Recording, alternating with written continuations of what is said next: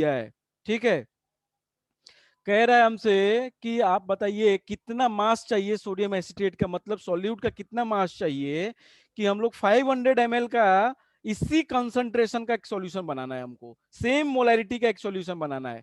तो same molarity का solution अगर बनाना है तो क्या करेंगे, पहले बात तो ये है कि मोलैरिटी इज इक्वल्स टू क्या है, हमने यही क्वेश्चन तो ये किया था, मोलैरिटी इज इक्वल्स टू 0.375 जो मोलैरिटी है that is equals to n of B. N of B is what, solute, solute के नंबर ऑफ मोल्स, सॉल्यूट के number of moles n B divided by volume of solution in litre.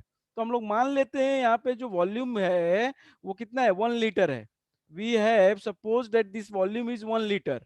तो 1 litre अगर volume होता है बेटा तो denominator 1 हो जाएगा, तो एनबी की वैल्यू 1 है, यहाँ से यही आ जाएगी।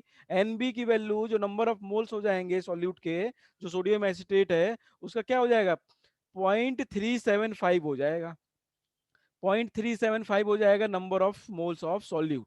ठीक, ये कितने में, 1 लीटर में है, कितने में है, 1 लीटर वॉल्यूम में। तो हमको नंबर ऑफ मोल्स अब बनाने के लिए कितना बोला है हमको, हमको बोला है बनाने के लिए 500 ml का सॉल्यूशन, मतलब आधे लीटर का।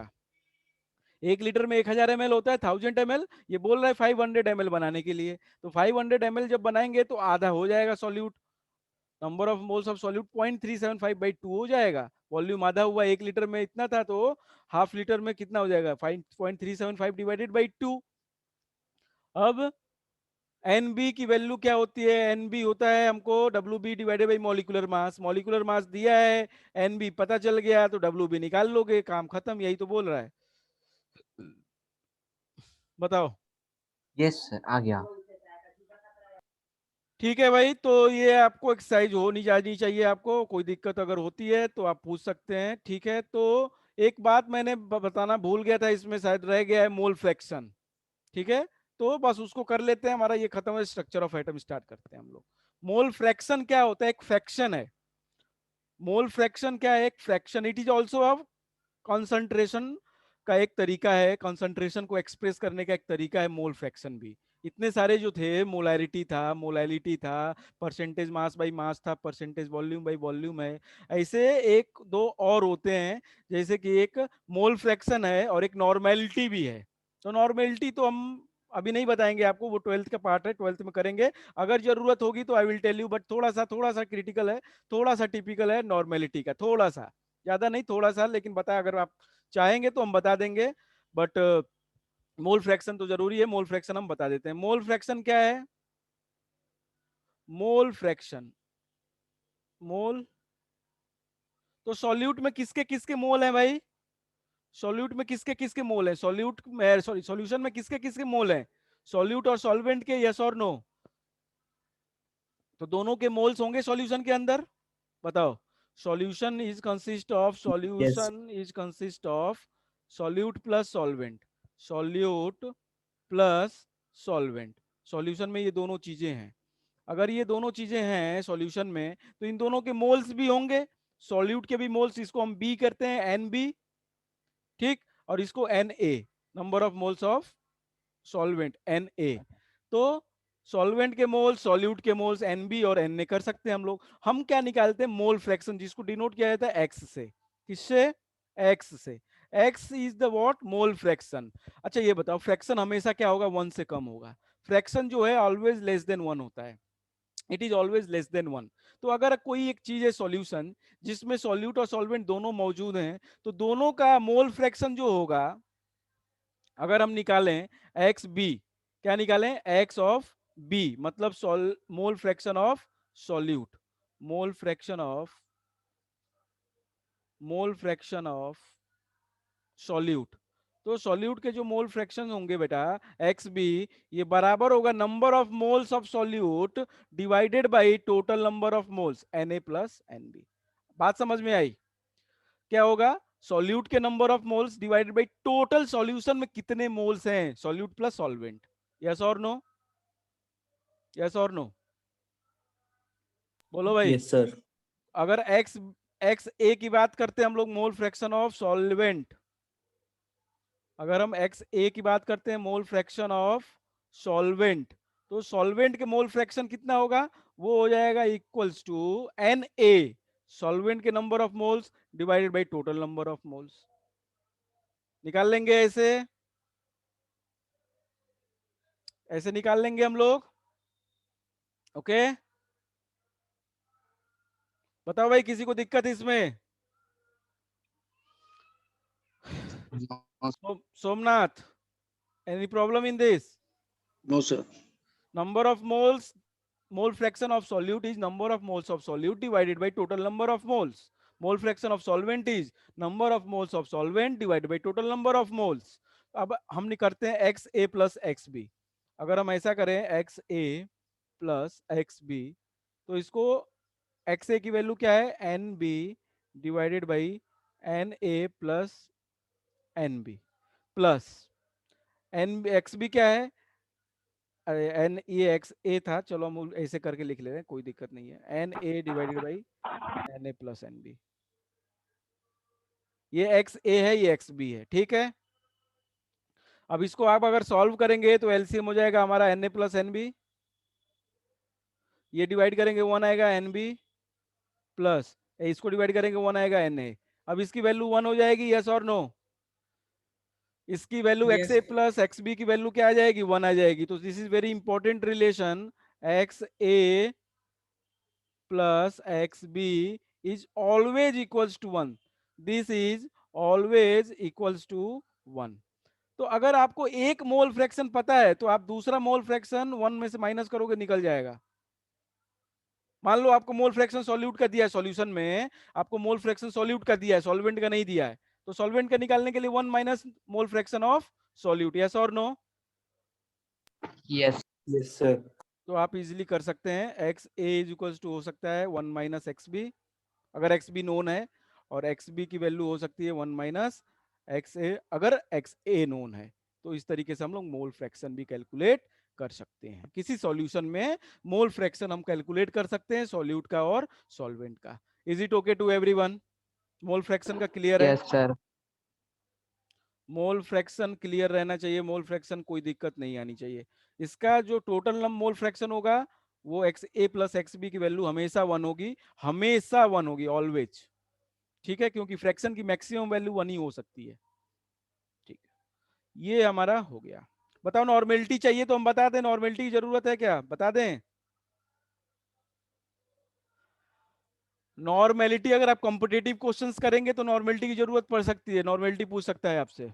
Normality is also a form of expression for the concentration. Sir बता दीजिए। ठीक है, तो नॉर्मेलिटी भी देख लो आप। चलो नॉर्मेलिटी भी देख ही लेते हैं हम लोग। Normality, this is important, this will use in your class 12th में यूज होगा ये सॉल्यूशन जब चैप्टर हम पढ़ेंगे। तो चलो अभी बता देते हैं नॉर्मेलिटी क्या है। एक फॉर्म है, जैसे नॉर्मेलिटी वैसे ही है, जैसे मोलैरिटी था, मोलैलिटी था, मोल फ्रैक्शन है, उसी तरीके से ये भी है। क्या होता है normality? It is the number of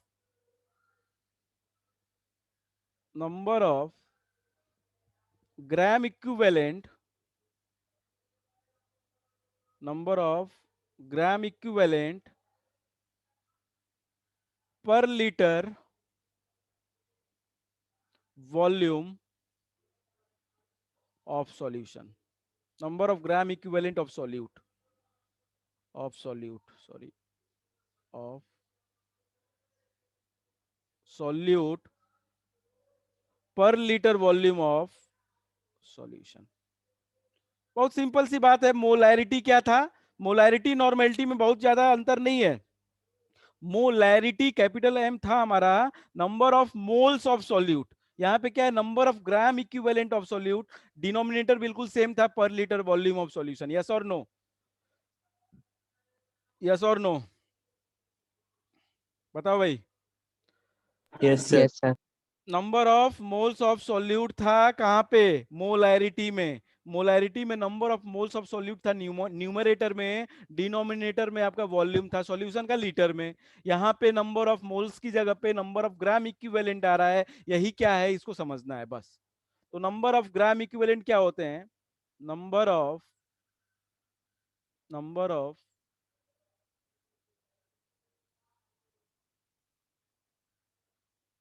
gram equivalent, अच्छा ये बताओ, नंबर ऑफ मोल्स कैसे निकालते थे हम सॉल्यूट का? नंबर ऑफ मोल्स कैसे निकालते थे सॉल्यूट का? सर जो given mass by molecular mass. Very good, given mass by molecular mass. तो number of gram equivalent of solute कैसे निकालेंगे? गिवन वेट या गिवन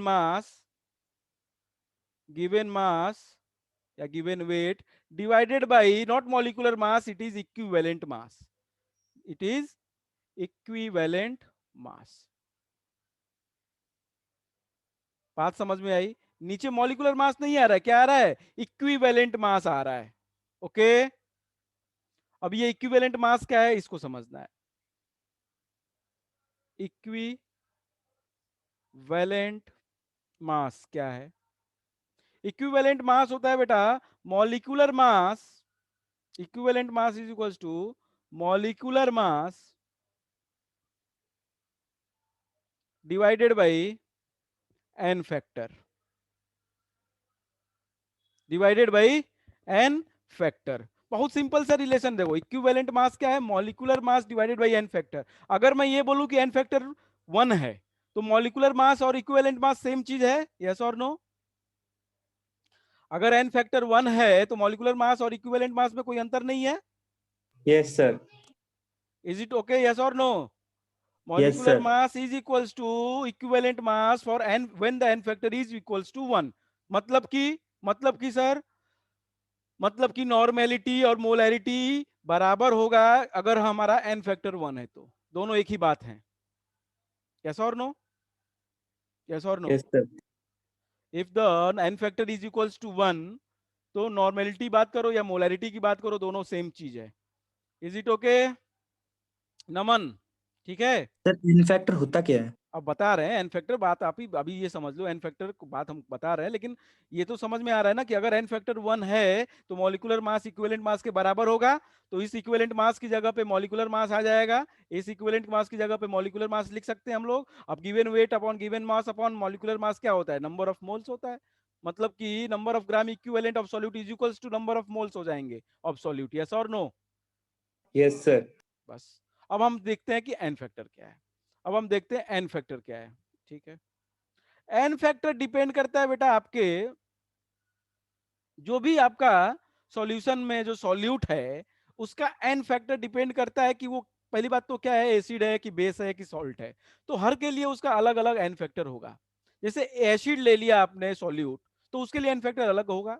अगर बेस है हमारा सॉल्यूट तो एन फैक्टर अलग होगा। अगर सॉल्ट है हमारा सॉल्यूट तो उसका एन फैक्टर अलग होगा। तो calculation of n factor, will do the calculation of n factor. Calculation of n factor. पहली बात अगर हम मानते हैं फर्स्ट कि if solute is an acid, solute is an acid, अगर सॉल्यूट हमारा एसिड है तो उसके लिए एन फैक्टर क्या होगा? एसिड होता क्या है? एसिड होता क्या है पहले तो ये बताओ, जल्दी बताओ, एसिड क्या होता है? तो जो H प्लस आयन देता है सर आपका वेरी गुड, सोल्यूशन में। Very good. वाटर के साथ जो एक्वस के साथ क्या दे? H प्लस दे। Very good. तो कितना H प्लस देता है वो क्या होता है एसिड का? कितना H प्लस वो देता है कोई एसिड, व्हाट इज दैट? क्या होता है वो? Sir basicity. बेसिसिटी होती है किसी एसिड की, यस और नो? किसी एसिड की बेसिसिटी होती है वो कितना H प्लस, एक देता है, दो देता है, तीन देता है, कितने H प्लस देता है। ठीक, तो वो for an acid the n factor, if the solute is an acid, n factor is equals to the number of H plus ion produced by acid in aqueous solution, in aqueous जो solution है उसमें कितने H plus ion दे रहा है वो होगा उसका N factor. बात समझ में आई? फॉर एग्जाम्पल HCl है, HCl है, इसका एन फैक्टर, इसका कितने H प्लस देता है, ये कितने H प्लस देता है HCl? एक 1 H प्लस देता है, तो इसका एन फैक्टर 1 हो जाएगा, इसका एन फैक्टर 1 हो जाएगा। एग्जाम्पल H2SO4 है मान लो, सल्फ्यूरिक एसिड, 2 तो इसका एन फैक्टर 2 2 हो जाएगा। इसका एन फैक्टर 2 हो जाएगा। इस तरीके से हम किसी एसिड का एन फैक्टर बता सकते हैं by knowing it's basicity, the number of H plus ions it gives, उसको जान के हम लोग क्या बता सकते हैं, उसका एन फैक्टर बता सकते हैं। ठीक है, ठीक है। सेकेंड, अगर हमारा सॉल्यूट क्या है, बेस है, if solute is a base, base क्या होता है, जो हाइड्रोक्सिल आयन दे, OH आयन दे, यस और नो, जो OH आयंस दे एक्वा सॉल्यूशन में वो बेस है, तो उसके लिए n factor number of OH ion जो देगा वो है, तो n factor is equals to the number of OH ion produced by base in aqueous solution. Aqueous solution. This is the n factor. For example,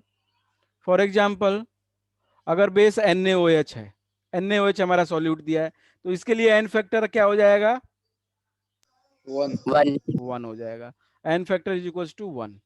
अगर calcium hydroxide है, CaOH का 2 हो जाएगा। तो इसके लिए n फैक्टर हो जाएगा 2, इसके लिए n फैक्टर हो जाएगा 2। तो इस तरीके से हम बता सकते हैं किसी एसिड या किसी बेस के लिए n फैक्टर क्या होता है।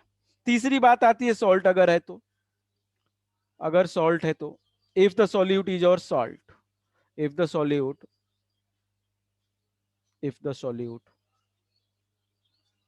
इज सॉल्ट, तो सॉल्ट में जैसा कि आपको पता है बेटा, केटायन होता है, एनायन होता है, यस और नो, आप सब लोग को पता है सॉल्ट बना किसका होता है, एक केटायन और एक एनायन का, एक केटायन और एक एनायन का सॉल्ट बना होता है। ठीक है, तो केटायन के ऊपर पॉजिटिव चार्ज होता है और एनायन के ऊपर निगेटिव चार्ज होता है, तो टोटल या तो पॉजिटिव कितना है या तो निगेटिव कितना है, दोनों बराबर होते हैं, यस और नो, क्योंकि सॉल्ट न्यूट्रल होता है, सॉल्ट क्या होता है, न्यूट्रल होता है, तो जो चार्ज पॉजिटिव होगा वही Yes, sir. उतना ही चार्ज निगेटिव होगा, जितना पॉजिटिव चार्ज, जैसे NaCl है, तो NaCl में क्या है, Na के ऊपर +1 है और Cl के ऊपर -1 है, तो टोटल 0 हो जाता है क्योंकि NaCl न्यूट्रल है। तो या तो आप टोटल पॉजिटिव चार्ज देख लीजिए या तो आप टोटल निगेटिव, दोनों बराबर ही होगा, बस यही अंतर होगा कि एक पॉजिटिव का है दूसरा निगेटिव का है। तो हमको क्या देखना होता है, for n factor in the salt, the total positive और total negative charge present in the salt, that is its n factor. Okay, okay.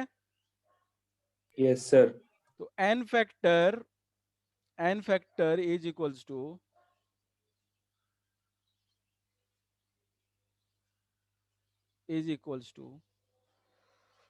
total number of either positive charge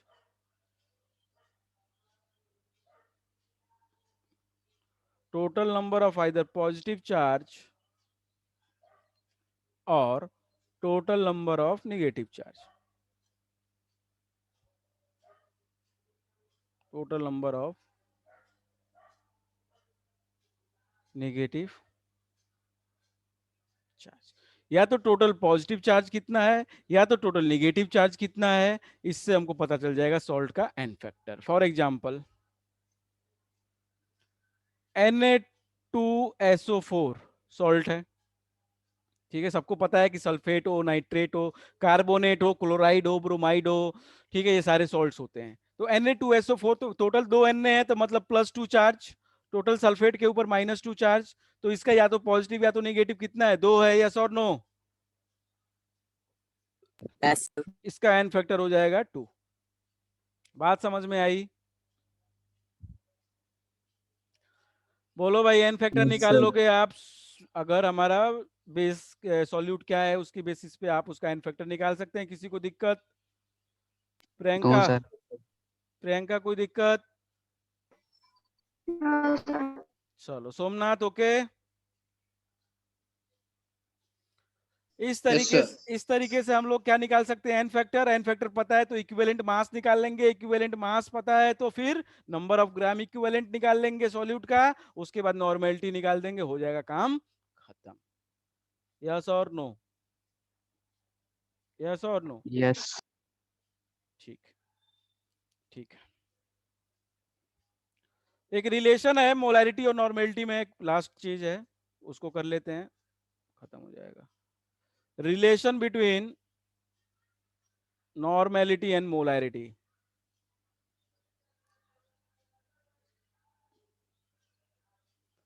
relation between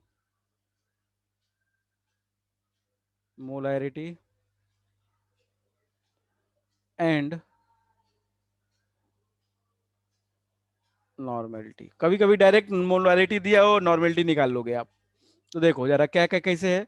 पहले molarity का formula लिखते हैं। Molarity m is equal to n of B divided by volume of solution in litre. Yes और no? ठीक, ठीक, बोलो भाई। Yes, sir. इसको बराबर क्या लिख सकते हैं? Number of moles of solute कैसे निकलते हैं? एनबी क्या है? सॉल्यूट के नंबर ऑफ मोल्स। वे डब्ल्यू weight of solute divided by molecular mass of solute into volume. Yes और नो? In litre. ठीक, ठीक। Normality n is equal to क्या होता है? Number of gram equivalent, number of gram equivalent divided by volume of solution in litre. ठीक। Number of gram equivalent क्या है? Wait of solute divided by equivalent weight, equivalent mass into volume of solution. Yes और no? बोलो। ये बराबर Yes, sir. Equivalent mass को क्या लिख सकते हैं हम लोग? Molecular mass of B. ये इक्विवेलेंट मास किसका था? बी का। तो ये molecular mass of B divided by n factor into volume लिख सकते हैं। ये एन फैक्टर ऊपर Yes, चला sir. जाएगा, एन फैक्टर ऊपर चला जाएगा तो क्या हो जाएगा? एन फैक्टर ऊपर चला जाएगा तो W B into n factor. Monu क्या कर रहे हो? काय के लिए लिख रहे हो स्क्रीन पे? काय मोबाइल चला उंगली चला रहे हैं आप? हैं? Monu Kushwaha, please do not right on the screen, okay? Do not move your fingers. पढ़ना है ध्यान से पढ़ो, आराम से पढ़ो, कोई दिक्कत नहीं है। अच्छा ये बताओ, लिख सकते हैं ये हम लोग? लिख सकते हैं नहीं लिख सकते हैं भाई? Yes, sir. किसी को दिक्कत? No, sir. सर दोबारा समझा दीजिए। हैं? किसको समझ में नहीं आया? क्या दिक्कत है? कहाँ दिक्कत है भाई? नॉर्मेलिटी में देखो, normality is equals to number of gram equivalent divided by volume. तो number of gram equivalent is equals to weight of solute divided by equivalent mass. अभी ऊपर तो बताया इक्विवेलेंट मास क्या था? Molecular mass divided by n factor. अब इसको n factor को ऊपर चला जाएगा तो W B into n factor upon molecular mass of B, B solute into volume हो जाएगा। Yes, sir. Yes sir. अब ये बताओ कि ये क्या है? डब्ल्यू B divided by molecular mass into volume, ये क्या है? ये क्या मोलैरिटी। है कि नहीं है? देखो इधर। Yes, yes sir. sir. Pradeep है कि नहीं है? ये मोलैरिटी है कि नहीं है ये? बोलो भाई। Yes, sir. तो हम लोग लिख सकते हैं यहाँ पे norm,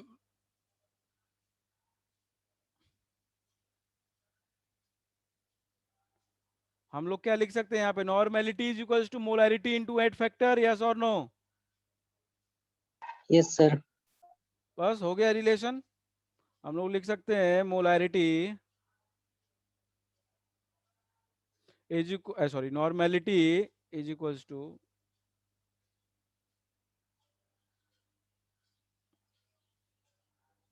normality is equal to, this is molarity, molarity into n factor. देखो मैंने बताया था एन फैक्टर अगर 1 होगा तो ये दोनों बराबर हो जाएंगे, मोलैरिटी नॉर्मेलिटी उस Yes, sir. सॉल्यूशन के बराबर हो जाएंगे अगर एन फैक्टर 1 है तो खत्म। This relation can be used directly in the competitive exams, directly use होता है। मोलैरिटी दिया रहता है, एन फैक्टर पता होता है आपको, मोलैरिटी पूछ लेता है, नॉर्मेलिटी पूछ लेता है, ऐसे करके आपको क्वेश्चन पूछ लेता है। आपको 1 सेकंड के आंसर जवाब देने के लिए आपको ये रिलेशन पता होना चाहिए। ओके नमन, ठीक है? Yes, sir. Yes sir. चलो, तो ये नॉर्मेलिटी समझ में आ गया सबको? अभिनव बताओ भाई, अगर दिक्कत है तो हम बता दें फिर से, अगर कहीं पे कोई प्रॉब्लम है तो।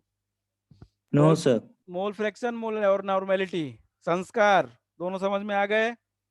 यस सर आ गया। चलो तो हम लोग अब चलते हैं अपने नए चैप्टर पे। नए चैप्टर पे करते हैं हम लोग, क्या है हमारा, स्ट्रक्चर ऑफ एटम।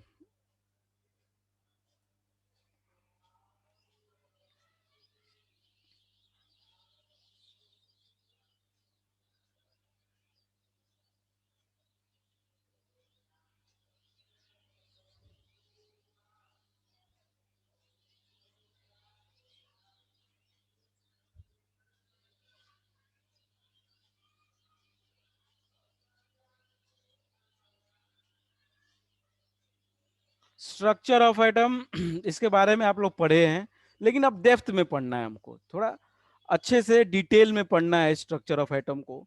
तो इसको जरा देखते हैं, बहुत अच्छा चैप्टर है ये, काफी आपको नॉलेज मिलेगी इस चैप्टर से।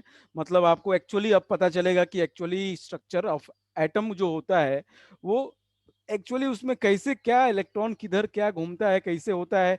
जो भी आपके मन में डाउट था जो बचपन में, मतलब कि सर कैसे किसी सेल में, मतलब कि इलेक्ट्रॉन रहता कहाँ है, ऑर्बिटल क्या होता है, एसपीडीएफ क्या होता है, ये सारी चीजें जो हम लोग अभी तक मतलब आपके लिए बिल्कुल वो था कि आपको नहीं पता था, उसके लिए क्या है, ये अब इस चैप्टर में, थोड़ा लंबा चैप्टर है, बड़ा चैप्टर है, टाइम लगेगा डेफिनेटली, 10-12 दिन 15 दिन भी लग सकते हैं, लेकिन ये चैप्टर से आपको बहुत सारी इंफॉर्मेशन मिल जाएगी। कुछ चीजें आपने बहुत अच्छे से जानते हो, जैसे discovery of electron, proton, neutron आपने पढ़ी है 9th में। डिस्कवरी कैसे हुई थी इलेक्ट्रॉन की या प्रोटॉन की या न्यूट्रॉन की, कई कई सारे मॉडल्स भी आपने पढ़े थे, एटम के कई सारे मॉडल्स भी पढ़े थे। जैसे नाम बता सकता है कोई सोमनाथ, कौन कौन से मॉडल पढ़े थे एटम के और आपने? मॉडल सर बोर, रदरफोर्ड और सर बोहर, थॉमसन।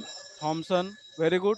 थॉमसन का मॉडल पढ़ा था आपने, बोहर का मॉडल पढ़ा था, फिर उसके बाद रदरफोर्ड का भी मॉडल पढ़ा था, उसके बाद आपने ये भी पढ़ा होगा डाल्टन्स का एटॉमिक मॉडल थ्योरी पढ़ी होगी। यस और नो, ये सारी थ्योरी हमने पढ़ी है, सारे प्रैक्टिकल्स हमने लगभग देखे हैं। ठीक है, तो अब इसको कैसे, ये धीरे धीरे इसके आगे क्या हुआ, ठीक है, ये सारी चीजें हमको डिटेल में फिर से हमको डिस्कवरी देखेंगे, इलेक्ट्रॉन की थॉमसन मॉडल फिर से भी देखेंगे, पढ़ना ही है फिर से। ठीक है, बोहर मॉडल भी फिर से पढ़ना है, रदरफोर्ड भी फिर से पढ़ना है, लेकिन हम पढ़े हुए हैं इसलिए उनको थोड़ा सा टाइम हमको हो सकता है कम लगे। लेकिन उसके अलावा जो चीजें हैं, जो नई चीजें हैं, जैसे हाइजेनबर्ग का कॉन्सेप्ट क्या है, अफबाउ का क्या है, क्वांटम नंबर्स क्या होते हैं, ये सारी चीजें हम लोग नई पढ़ेंगे जो कि 11th में है। नई चीजें जो हैं, ये सारी चीजें हम लोग यहाँ पे पढ़ेंगे जो कि आपने अभी तक नहीं पढ़े हैं। तो बहुत आराम से be regular in the class, ताकि आपको, जैसे आप पहले चैप्टर में थे, आपको हो सकता है कि बिल्कुल, हमको नहीं लगता है कि पहले चैप्टर में कोई डाउट होगा। अगर एक स्ट्रोक में आपसे पूरी एनसीईआरटी लग जाती है बेटा, मतलब समझ लो कि आपसे बहुत अच्छा काम कर रहे हो आप, और बहुत अच्छे से आपकी पढ़ाई चल रही है। अगर एक स्ट्रोक में आपसे हो गया एनसीईआरटी पूरी तो 36 क्वेश्चन थे, अगर if you are able to do all the question in one stroke without any help of anyone, मतलब बिना किसी चीटिंग, बिना किसी कुछ से, तो definitely you are doing very good. अगर नहीं आपने इधर उधर से किया है तो गड़बड़ है, तो गड़बड़ है, नहीं तो आपका बेस बहुत अच्छे से बन रहा है, आप अच्छा कर सकते हैं। हम जेई के क्वेश्चंस आपको देंगे, मेंस के एडवांस तक के क्वेश्चंस हम लोग ले जाएंगे। ठीक है, लेकिन मेन है कि पहले एनसीईआरटी हो जानी चाहिए, then after we can, that is the main stair, वो आपका मेन है स्टेप, वो स्टेप पे अगर आप चढ़ गए उसके बाद बाकी स्टेप आसानी से आप चढ़ सकते हैं, लेकिन उसको करना जरूरी है। ऑब्जेक्टिव क्वेश्चंस बहुत सारे हैं, आप उसको प्रैक्टिस कर सकते हैं, हम दे देंगे, लेकिन मेन है कि कॉन्सेप्ट को आप अपने, मोल कॉन्सेप्ट जो बताया उसको आपने एकदम अच्छे से समझ लो, प्रॉपरली रिवाइज कर लिया करो टाइम पे, टाइम इंटरवल पे। ठीक है, हो सकता है कि वो चीजें भूल जाती हैं जरूर, बहुत चैप्टर पढ़ने हमको 11th में, लंबे लंबे चैप्टर है। इसके बाद केमिकल बॉन्डिंग है, मॉलिक्यूलर स्ट्रक्चर, केमिकल बॉन्डिंग बहुत बड़ा चैप्टर है, उसमें हाइब्रिडाइजेशन वगैरह का बहुत सारे कॉन्सेप्ट्स नए आएंगे। तो 11th में बहुत नई सारी चीजें हैं, इसलिए क्या है, हर चैप्टर में आपको हो सकता है बहुत सारी अलग अलग चीजें सीखने को मिले, इसलिए पुराने चैप्टर का प्रॉपर नोट्स, प्रॉपर क्वेश्चंस लगा के तैयार रहें, रिवीजन करते रहें, ताकि आपका पुराना ना भूले। ठीक है, तो नोट्स अगर कोई नहीं बनाया है तो please be ready with your notes, please prepare your notes. I will send the complete notes of first chapter, आप उसको बना लें पूरा। कोई डाउट है पूछ लें, एक्सरसाइज नहीं लगाए लगा लें, बुक्स हम बता देते हैं, जरा बुक्स नोट कर लें आप लोग। तो फिजिकल केमिस्ट्री के लिए, फिजिकल केमिस्ट्री के लिए आपके पास जो बुक है, पहली बात तो ये मैं पूरी केमिस्ट्री के लिए कहना चाहता हूं कि 2 बुक एनसीईआरटी की आती है, एनसीईआरटी पार्ट 1 एंड पार्ट 2, उसको तो जरूर रखो, भले आप किसी भी बोर्ड से हो, कोई मतलब नहीं है। पार्ट 1 और पार्ट 2 दोनों आपके पास होने चाहिए। बहुत सस्ती किताबें आती हैं, 100 रुपए की, 100 150 रुपए की एक एक किताब आती है, 300 रुपए में आपका काम हो जाएगा, बहुत महंगा नहीं है। और अगर आपको बहुत नहीं मिल रहा है तो आप उसको सॉफ्ट फॉर्म में डाउनलोड कर लें एनसीईआरटी के एप्लीकेशन से। ठीक है, ये दोनों तो पहले आपको रहना चाहिए, एनसीईआरटी पार्ट 1 पार्ट 2, क्योंकि बहुत इंपॉर्टेंट है।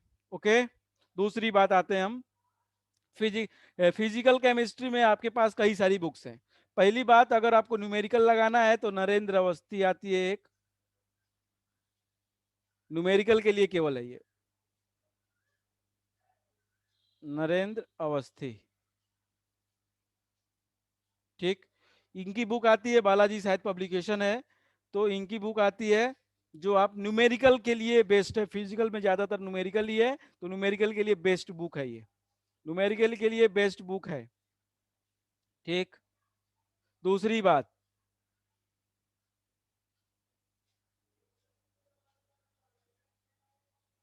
दूसरी किताब जो है ऑर्गेनिक में, ये फिजिकल में ही, फिजिकल में ही दूसरी किताब है आपकी बहल की, बहल है राइटर। ठीक है, इसका पब्लिकेशन एक्चुअली हमको याद नहीं आ रहा है, जो 1 मिनट में बताता हूँ।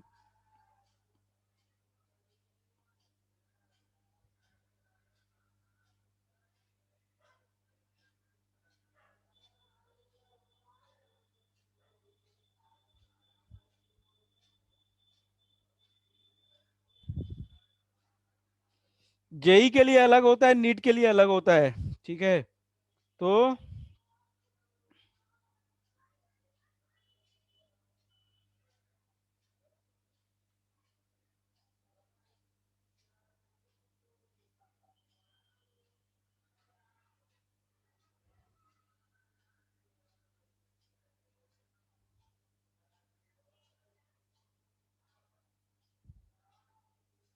पी बहादुर भी एक आती है फिजिक्स, फिजिकल केमिस्ट्री की,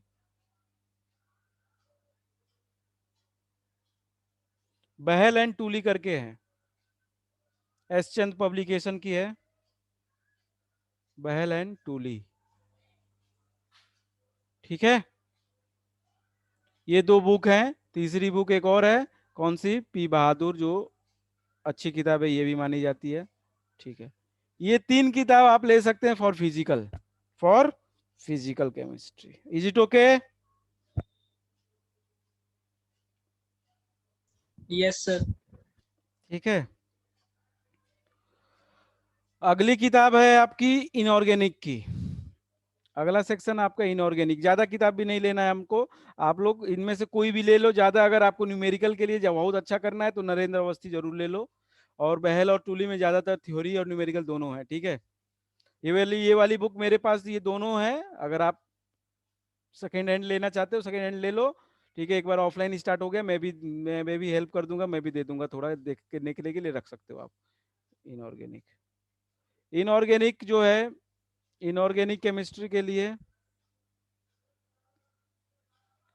इनऑर्गेनिक केमिस्ट्री के लिए पहली बुक है आपकी ओपी टंडन आती है। ठीक है, ओपी टंडन,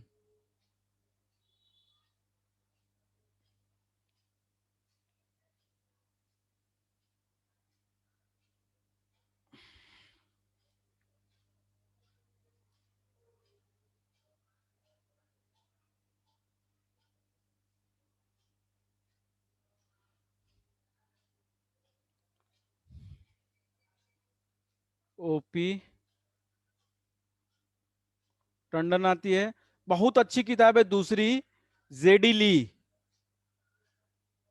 जेडी ली, बहुत अच्छी बुक है ये जेडी ली, ये आप ले सकते हैं। जेडी ली की वैसे किताबें बहुत सारी हैं, लेकिन आप जेडी ली अच्छी किताब है, काफी अच्छी किताब है, इसको ले सकते हैं आप लोग। ठीक है, फिजिकल केमिस्ट्री, इनऑर्गेनिक केमिस्ट्री में ये दोनों हैं। वैसे तो बहुत सारी किताबें हैं। और ऑर्गेनिक केमिस्ट्री,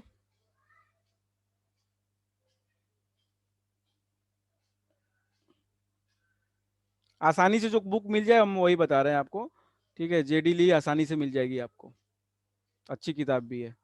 ऑर्गेनिक के लिए आपके लिए सबसे बेस्ट बुक जो है, ऑर्गेनिक के लिए सबसे बेस्ट बुक आती है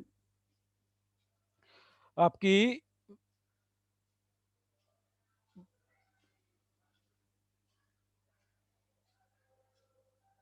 एक तो नॉर्मल स्कूल के लिए रेफरेंस बुक, आपको अगर आपकी बात करें, अगर हम स्कूल्स के लिए और आप नॉर्मल उसके लिए करते हैं तो उसके लिए हम लोग ले सकते हैं, एक टीएमएच की आती है बुक, अरे यशवंत की आती है, उसको ले सकते हैं हम लोग, बहल की ही।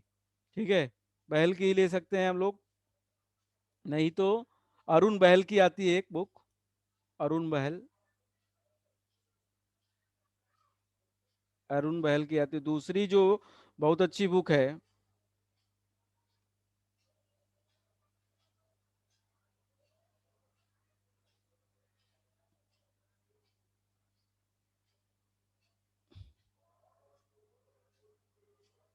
उसका नाम हमको बिल्कुल दिमाग से,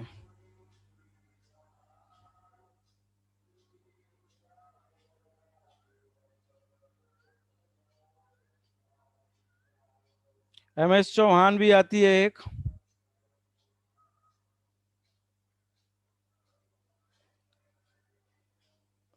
MS Chauhan.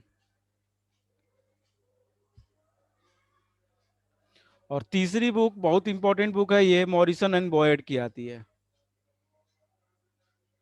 Morrison and Boyd, ये थोड़ी महंगी बुक आएगी, ये फॉरेन राइटर की बुक है, अच्छी बुक है ये तीसरी वाली। ठीक है, उसके बाद जो दूसरे नंबर पे एमएस चौहान भी अच्छी है, अरुण बहल भी अच्छी है, बाकी और भी बहुत सारी बुक आती हैं। ठीक है, ये टोटल इतनी बुक्स हैं, इनमें से आप कोई भी ले लीजिए तीनों सेक्शन में। मैं जहां तक कोशिश करता हूं, मतलब मैं जहां तक प्रीफर करता हूं आपको लेने के लिए, यहाँ से नरेंद्र अवस्थी ले लीजिए, अगर ले रहे हैं तो केवल एक ले लीजिए नरेंद्र अवस्थी, बाकी एनसीईआरटी सफिशियंट है। इनमें आप जेडी ले लीजिए, सफिशियंट है। इसमें आप मॉरिसन एंड बॉयड अगर जरूरत पड़े तो एमएस चौहान ले लीजिए, सफिशियंट है बस। ठीक है, बताओ भाई। Yes, sir. Yes sir. तो इस तरीके से आप लोग इनको बुक को प्रीफर कर सकते हैं, आप इसको नोट कर लीजिए, हम हटा देते हैं। ठीक है, कर लिया। Yes sir.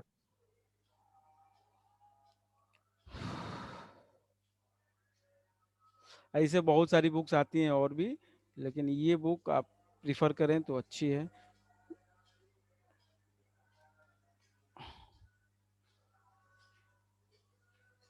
ठीक, और ये तभी करिए जब आपका वो हो गया तो एनसीईआरटी के साथ में, एनसीईआरटी को छोड़ना नहीं है, एनसीईआरटी को साथ में रखना है, एनसीईआरटी का जरूरी है।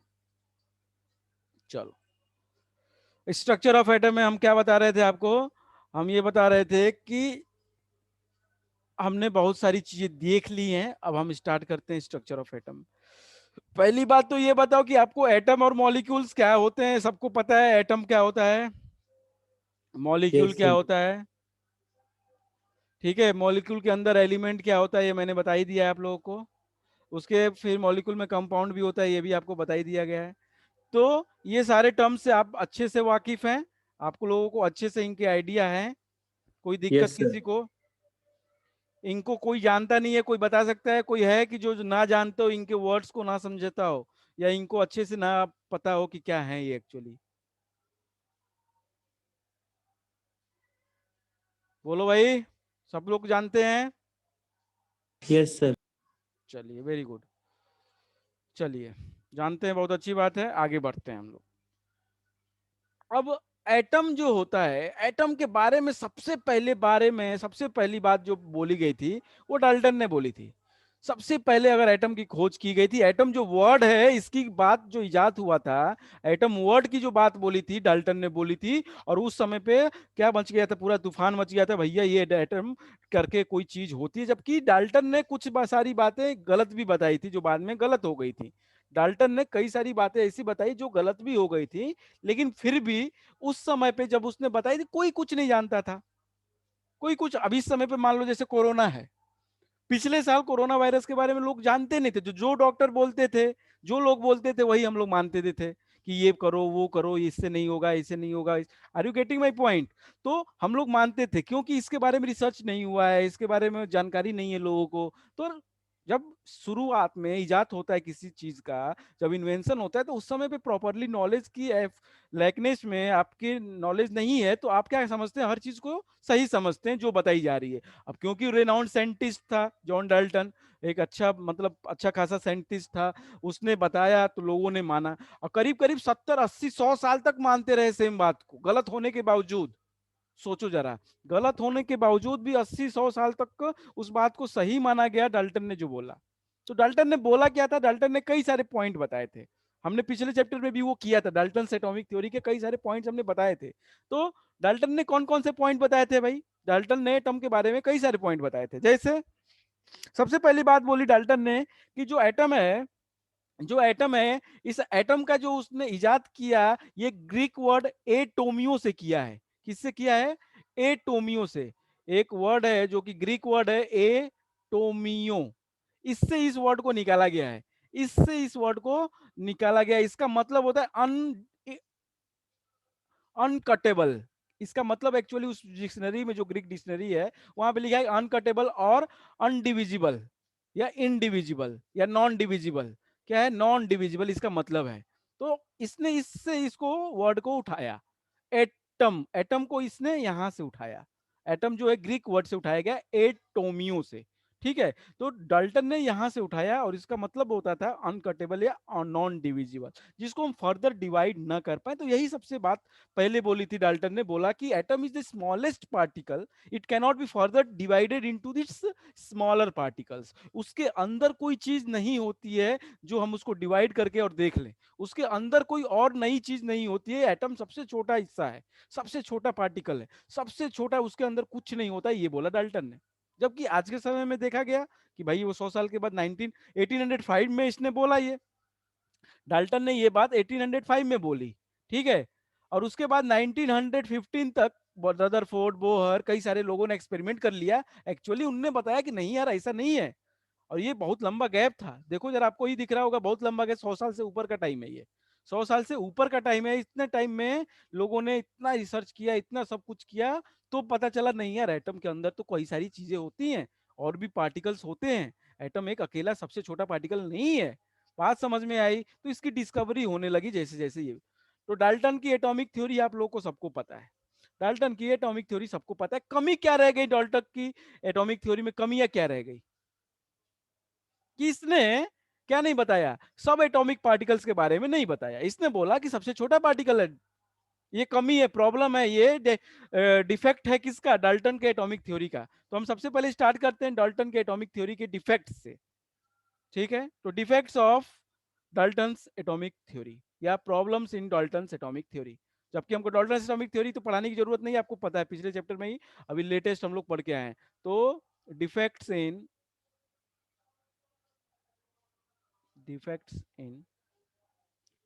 Dalton's atomic theory. What are the defects in the Dalton atomic theory? पहली बात जो सबसे बड़ी कमी है, Dalton did not tell about what the sub atomic particles. उसने सब एटॉमिक पार्टिकल्स के बारे में कोई बातें नहीं बताई। ये बहुत गलत बात है ये, जबकि देखा गया कि बाद में है उसके अंदर।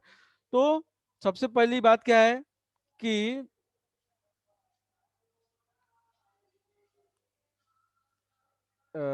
सबसे पहली कमी क्या है कि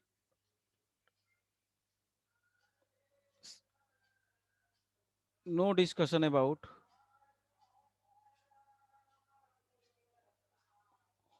subatomic particles, about subatomic particles। और एक बात और, मैं आप लोगों से एक बात वो बोलूंगा कि जो बुक्स मैंने बताए हैं, जो बुक्स मैंने बताए हैं वो बुक्स को एक एक करके ले लेना मन। ठीक है, पहले फिजिकल चल रहे, फिजिकल ले लो, उसके बाद लेना वो अगली बुक। एक बार में सारी बुक लेके रख लोगे, कोई नहीं पढ़ोगे आप। ठीक है, यस सर। उसको एक एक करके लेना, उसको आप पढ़ भी लोगे और वो हो भी जाएगा खत्म। ठीक है, तो no discussion about the sub atomic particle. Second, कोई डिस्कशन नहीं था। सब एटॉमिक पार्टिकल जैसे इलेक्ट्रॉन, प्रोटॉन, न्यूट्रॉन, ये सब एटॉमिक पार्टिकल्स हैं। ये क्या है?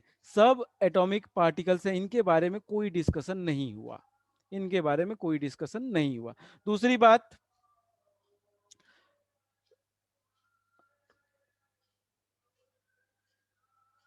इनने कोई फिजिकल और केमिकल प्रॉपर्टी की बात नहीं की कंपेयर करने के लिए कोई एलिमेंट्स को।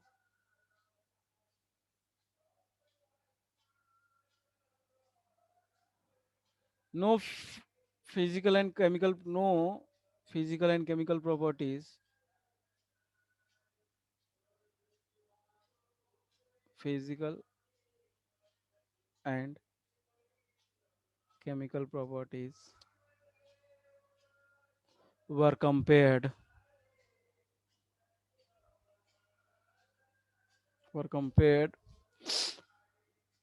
no physical and chemical property were compared for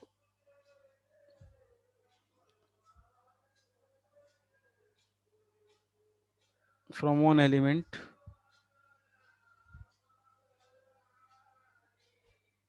to other। मतलब दो अलग अलग एलिमेंटों का कोई फिजिकल केमिकल प्रॉपर्टी का कंपैरिजन इनने नहीं किया। और क्या है, और क्या कमी थी? और जो कमी थी थर्ड, कि इनने एक्सप्लेन जो किया था अलग मॉलिक्यूल्स का, उनने ये बोला था कि आइसोटोप की बात तो की ही नहीं थी। पहली बात, आइसोटोप सबसे बड़ी कमी थी, आइसोटोप सबसे बड़ी कमी थी, आइसोटोप की बात ही नहीं हुई थी डाल्टन के समय पे। तो आइसोटोप की कमी होना भी एक बहुत बड़ी कमी थी, जिसकी वजह से पीरियोडिक टेबल भी डिस्टर्ब हुआ था बाद में। तो आइसोटोप की भी कमी थी, ये भी एक कमी हम लिख सकते हैं। और एक कमी ये लिख सकते हैं, the formation of different kind of formation of formation of different kind of molecules, formation of different kind of molecules from formation of different kind of molecules by the combination of different atoms, by the combination of by the, इनने यही बताया था कि केवल same combination, मतलब एक atom जो है वो कंबाइन होकर एक एलिमेंट बनाता है। एलिमेंट वगैरह के बारे में भी बहुत सारी चर्चा नहीं की थी, इनने केवल एटम के बारे में बताया। ठीक है, तो ये भी बात नहीं बताई थी कि the formation of different kind of molecules by the combination of different atoms, अलग अलग एटम्स कंबाइन करके भी अलग अलग मॉलिक्यूल्स बना सकते हैं। मतलब जैसे H का एटम और O का एटम मिलके H2O भी बना सकते हैं, और H2O2 भी बना सकते हैं, कुछ और भी बना सकते हैं। ठीक है, तो ये जो पॉसिबिलिटी थी, ये पॉसिबिलिटी इन्हें नहीं बताई थी कि एटम्स जो होते हैं वो सेम एटम्स भी कंबाइन होते हैं, ये तो बताया, लेकिन अलग अलग एटम्स भी कंबाइन करके अलग अलग मॉलिक्यूल्स बना सकते हैं, ये बात इनने नहीं बताई थी। तो ये सारी कमियां, जो मेन कमी थी, ये तीन कमियां थी जो कि डाल्टन के उसमें थी। और एक बार और नहीं बताई कि एनर्जी का कोई चर्चा नहीं किया था इन्होंने इनने कोई एनर्जी का चर्चा नहीं किया था कि अगर कोई एनर्जी एटम का रेडिएट करता है कि एब्जॉर्ब करता है कि नहीं करता है, तो ये भी बात नहीं बताई गई थी। तो ये भी बात लिखी देते हैं फोर्थ, कि no discussion about the electromagnetic radiation, no discussion about electromagnetic radiation. अच्छा, इलेक्ट्रोमैग्नेटिक रेडिएशन पढ़े हो कि नहीं पढ़े आप लोग अभी तक फिजिक्स में? नहीं पढ़े होगे अभी, पढ़े हो? सर रेडिएशन नहीं पढ़ा सर। इलेक्ट्रोमैग्नेटिक रेडिएशन क्या होता है पता है? नहीं सर। पढ़ा होगा सर यार। नहीं, इंडक्शन पढ़ा सर। 10th में पढ़ा होगा electromagnetic radiation, alpha beta gamma X ray beam ultraviolet ray, ये सब नहीं पढ़ा है? अल्फा बीटा गामा तो सर रेडियो कुछ 10th में एक्टिविटी। सिर्फ इलेक्ट्रोमैग्नेटिक इंडक्शन था। इंडक्शन नहीं, इंडक्शन नहीं, गामा रे और एक्सरे, अल्ट्रावायलेट रे, इंफ्रारेड रे, ये सर सब। लाइट वाले चैप्टर में क्या? हाँ हाँ, तो लाइट ही एक इलेक्ट्रोमैग्नेटिक रेडिएशन तो वही है। लाइट क्या है? एक सर वो तो सर इलेक्ट्रोमैग्नेटिक। रेडियो एक्टिव होता है ना सर। नहीं, रेडियो एक्टिविटी अलग बात है, वो अल्फा बीटा गामा निकलता है, वो रेडियम, वो रेडियो एक्टिविटी अलग फिनोमिना है, वो अलग है। और इलेक्ट्रोमैग्नेटिक रेडिएशन अलग है। चलो हम बताएंगे, इसमें करना है डिटेल में हमको। तो no discussion about electromagnetic radiation absorbed और एमिटेड बाय एटम्स। मतलब क्या होता है ना, जब एटम्स क्या करते हैं, कंबाइन होते हैं ना, तो वो क्या करते हैं, एनर्जी रेडिएट या एनर्जी एब्जॉर्ब करते हैं। तो इसका भी कोई चर्चा नहीं किया था डाल्टन ने, जो बाद में चर्चा हुई थी रदरफोर्ड के बाद, कई सारे लोगों ने चर्चा की, बोहर ने चर्चा की, बोहर ने बताया, और आगे भी फिर स्क्रॉडिंगर नाम का और एक दो और हाइजनबर्ग नाम के बंदे, अलग अलग बंदे थे, सब लोगों ने बताया अलग अलग इंफॉर्मेशन की इलेक्ट्रोमैग्नेटिक रेडिएशन इन्वॉल्व होता है जब कोई भी एटम क्या करता है, किसी एटम के साथ कंबाइन करता है या अपना स्टेट चेंज करता है, जब वो तो एनर्जी एब्जॉर्ब करता है या एनर्जी रेडिएट करता है, एमिट करता है। तो ये चार बातें हैं जो कमी रह गई थी डाल्टन्स के एटॉमिक थ्योरी में, बड़े पॉइंट ऑफ व्यू से। छोटे पॉइंट ऑफ व्यू से तो हम लोग जानते ही थे, लेकिन ये बड़ी बड़ी बातें हैं जो हमको पता होनी चाहिए कि डाल्टन के अंदर कमी क्या थी, डाल्टन ने क्या क्या नहीं बता पाया, डाल्टन ने क्या क्या नहीं बता पाया। अब हम डिस्कस करेंगे सब एटॉमिक पार्टिकल्स की। अब हम डिस्कशन करेंगे किसका? जो सब एटॉमिक पार्टिकल्स हैं, इलेक्ट्रॉन, प्रोटॉन, न्यूट्रॉन, इनकी प्रॉपर डिस्कशन करेंगे, इनकी डिस्कवरी पढ़ेंगे, किसने किया था, कैसे किया था एक्सपेरिमेंट, इसकी बात करेंगे। ठीक है, ठीक है। तो इसकी बात हम लोग अब कल ही करेंगे। आप लोग एक काम करना बस, कि आप लोग पुराने चैप्टर